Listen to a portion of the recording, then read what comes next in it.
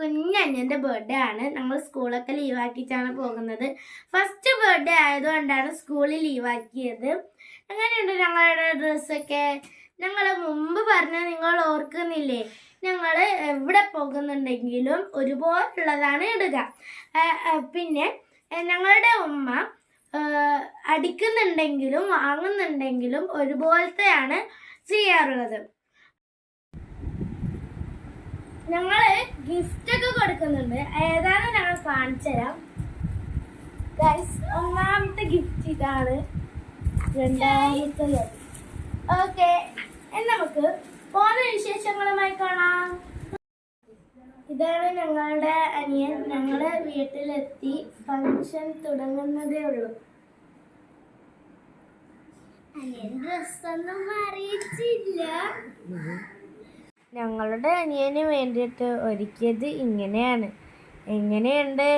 അടിപൊളിയല്ലേ? കമന്റ് ഇടണേ.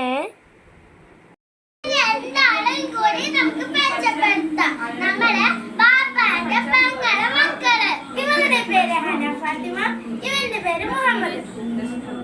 ഒരാളും കൂടിയുണ്ട്. അവൾക്ക് 7 മാസമാണ്. അവളെ കുറുക്ക് കൊടുക്കുന്ന നഫീസ എന്നാണ് പേര്.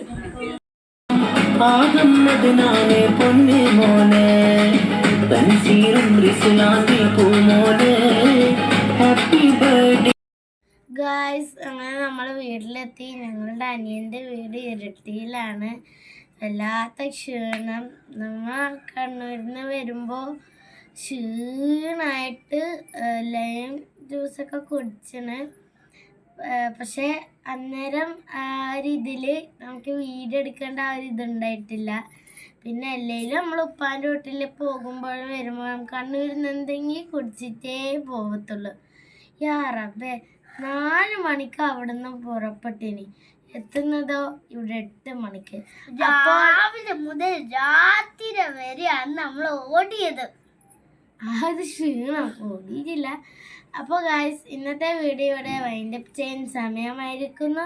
നാളെ പുത്തൻ വിശേഷങ്ങളുമായി കാണും വരെ ഒരുമിച്ച് സബ്സ്ക്രൈബ് ചെയ്യാനും ലൈക്ക് ചെയ്യാനും തൊട്ടടുത്തുള്ള ബെല്ലൈക്കൺ അമർത്താനും മറക്കല്ലേ.